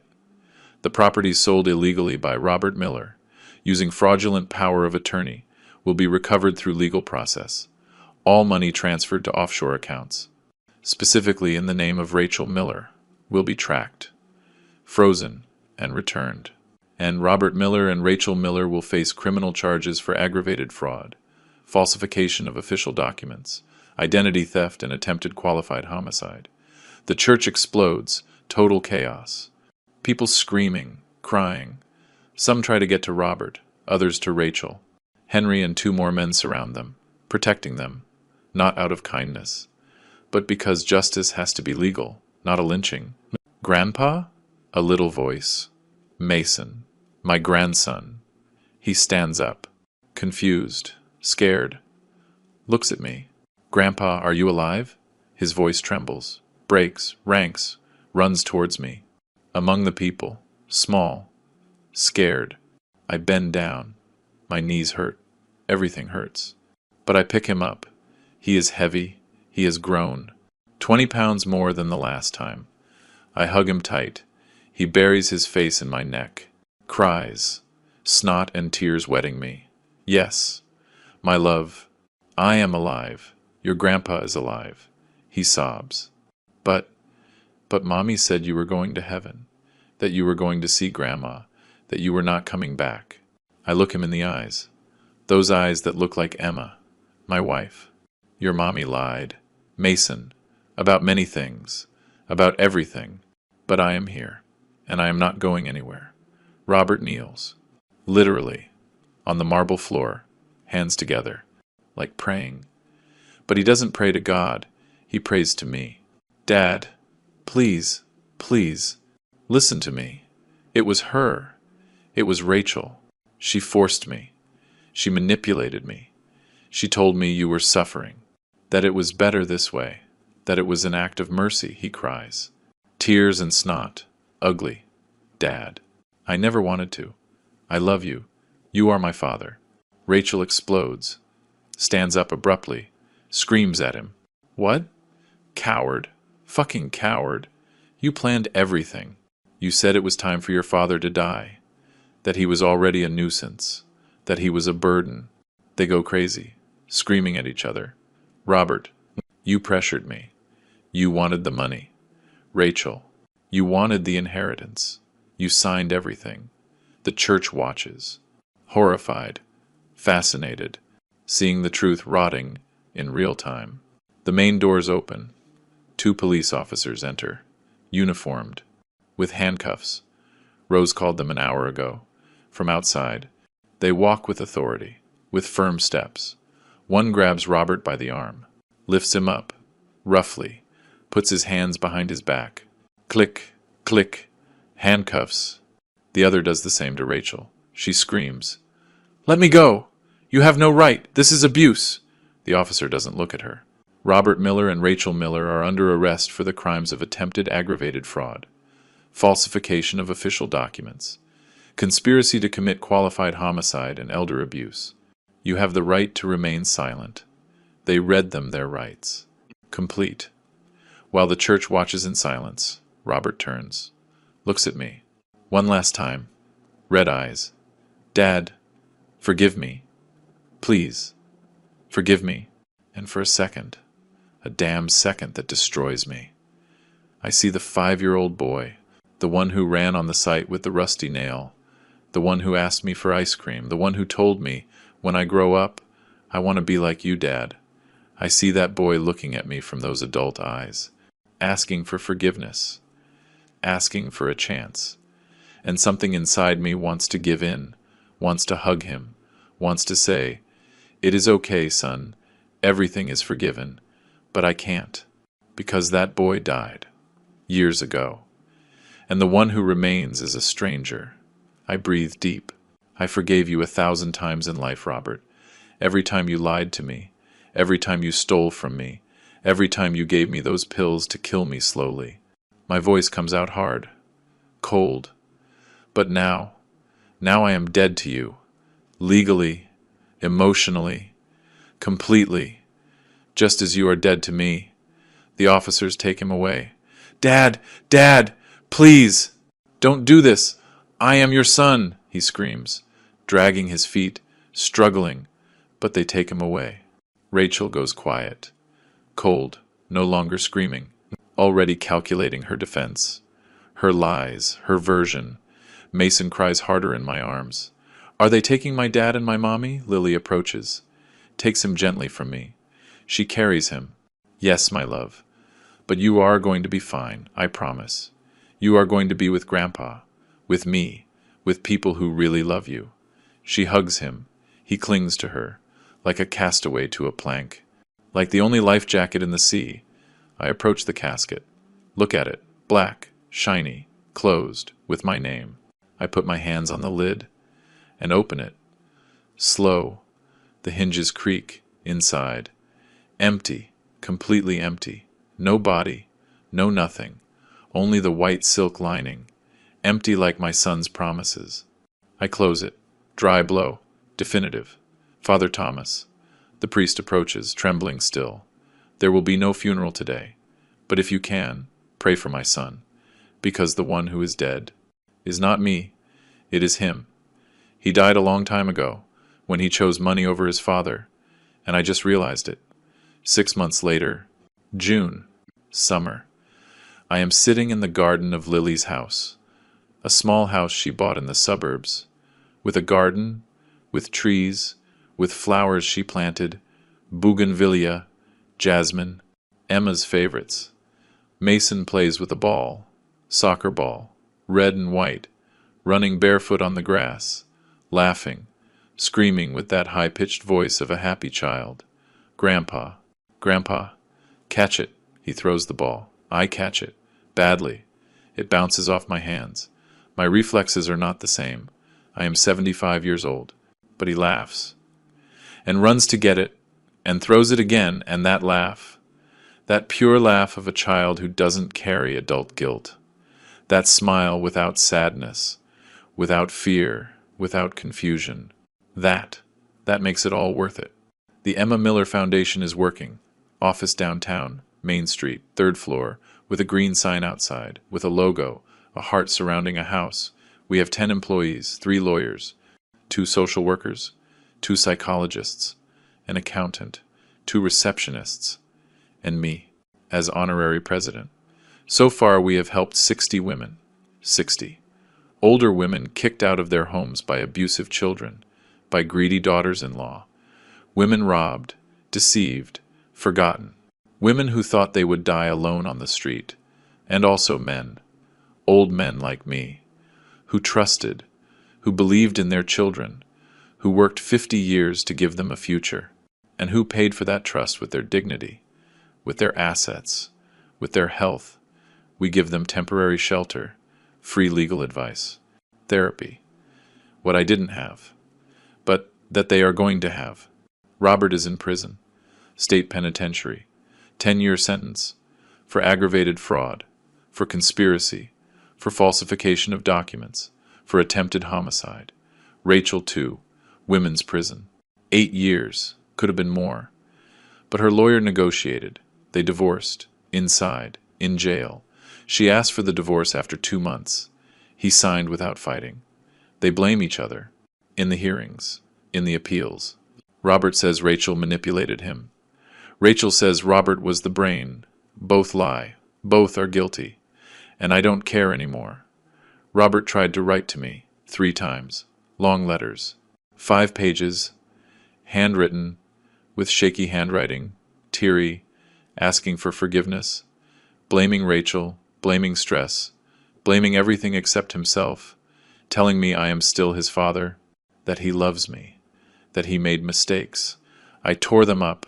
All 3, without reading them completely, without finishing them, because I have a son. Biologically, yes, but that son died, the day he decided to kill me, and I already mourned him, I already buried him, I already let him go.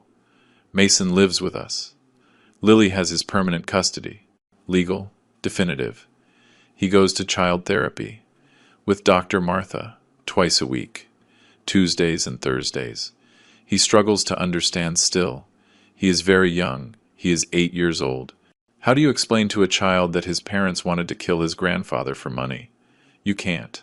You can only give him love, stability, truth little by little. Sometimes he asks, "Grandpa, why did Daddy and Mommy do that? Why did they want you to die?" And I don't know what to answer. It hurts every time, like a new dagger. Because they missed out on my love. Because they chose wrong things. Money, greed, instead of family, instead of love. And he nods, without really understanding. Because he is 8 years old, but with time, with love, with therapy, he is going to be fine. He is going to heal, I hope. Henry comes every Sunday, like clockwork, 11 in the morning, with his basket, brings bread, fresh bread and pastries from his bakery, croissants, danishes, still warm, smelling of butter, of sugar, of home. We cook together. He makes his famous cinnamon rolls, even if it's not a holiday, because he says bread has no calendar. I make grilled meat, on the charcoal grill, with lemon, with salt, like in the old times, when Emma lived, when Robert and Lily were children, when they came on Sundays to eat, when we believed family was forever, when we thought blood was unbreakable. Now I know not. Family is not blood. Family is not a last name. Family is loyalty. It is love. It is being present when everything falls apart. It is holding on when everyone lets go. And Henry was always there. 50 years of friendship, and he never failed me. I visit Emma's grave every Friday. Religiously. Garden Cemetery. Section C. Grave 23. I bring flowers, always white lilies, her favorites. I buy them at the stand at the entrance, $5 a bunch. I tell her everything. I sit on the grass, with crossed legs, like an Indian. My knees hurt, but I stay. You were right, love. About Rachel, about Robert, about everything. You told me before dying. You told me that woman was going to change our son, that she was going to poison him, and I didn't listen to you. Sorry. I cleaned the tombstone with a cloth. Remove the dry leaves, the weeds that grow around. Lily is fine, very fine. She looks so much like you. Strong, loyal, real, without masks. Mason, too. He has your eyes, those green eyes, and your smile. I wish you knew him now. He is healing. Sometimes I think about what could have been different, about the signs I didn't see, or that I saw and ignored. If I had been stricter with Robert, if I had said no more times, if I had not paid for that expensive wedding, if I had not signed that power of attorney, if I had talked more with Lily, if I had called her more often, if, the most useless word in the language, because the past doesn't change, doesn't get erased, doesn't get rewritten. It is only accepted, carried, learned from, and I accept. I accept I lost a son, that the Robert I loved no longer exists, that he died or never really existed. But I also won. I won a daughter who came back, a grandson who is healing, a friend who was always there, a new life, a second chance. It is not the life I imagined. It is not the family I dreamed of when Emma and I got married 50 years ago, but it is the one I have, and the one I deserve. And it is enough.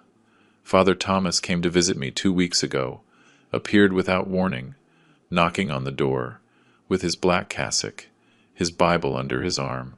Lily served him coffee. We sat in the garden, under the shade of the lemon tree. William, I need to ask you something. He drank his coffee slowly. Have you thought about forgiving Robert, really, in your heart? I poured him more coffee. I thought before answering.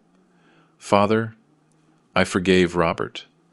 Months ago, the day I walked out of his fake funeral, I forgave. For me, not for him.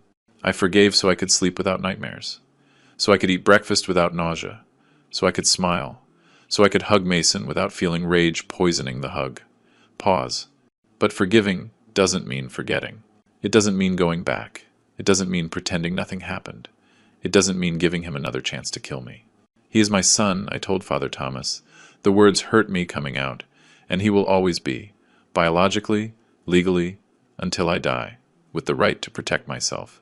And that man cannot hug the one who wanted to kill him, cannot sit down to eat with the one who poisoned him, cannot pretend everything is fine when everything is broken beyond repair. Father Thomas nodded, slowly, understanding. God understands. William, forgiveness is not weakness, and boundaries are not sin. He is proud of you, for surviving, for rebuilding yourself, for helping others. I don't know if God exists. Honestly, I don't know, but I know Emma exists, in every flower Lily plants, in every laugh of Mason, in every memory I have, and that is enough for me.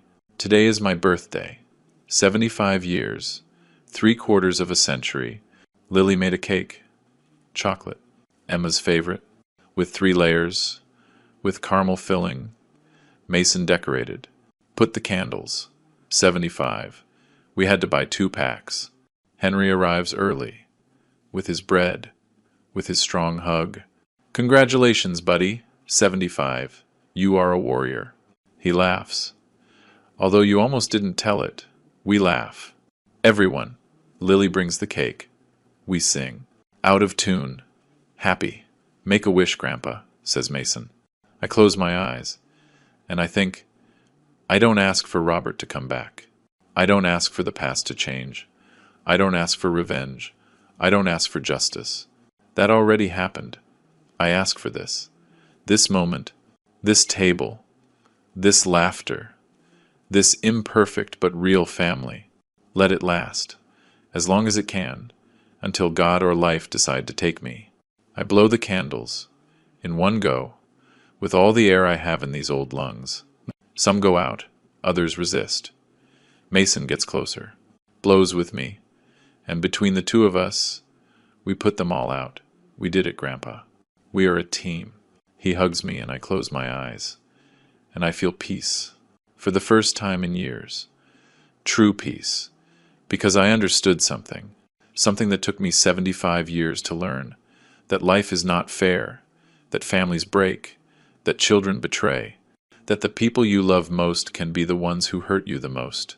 But I also understood that one can die, be declared dead officially, be buried symbolically, be mourned falsely, and still can resurrect, not in body. That one remains the same. Old, tired, scarred, but in spirit, in dignity, in the capacity to trust again, to love again, to build again. And that is the true miracle, not resurrecting for revenge, but resurrecting to live again. And you, if you discovered that someone you love is planning your death, what would you do? Would you confront knowing you are going to lose that person forever? Would you forgive and risk them trying again? Or would you do what I did? Resurrect to show that the truth always comes to light? If this story moved something inside you, leave me your comment down here. Tell me, did you ever trust someone who betrayed you? How did you overcome it? Could you forgive? And if this story made you feel, like and subscribe to the channel. Because every story we tell can save someone from living what I lived, can open the eyes of someone who is being poisoned right now and doesn't know it. Thank you for listening to me, for being here, for witnessing my resurrection. A huge hug from wherever you are. And remember, never is it too late to resurrect. Until the next story.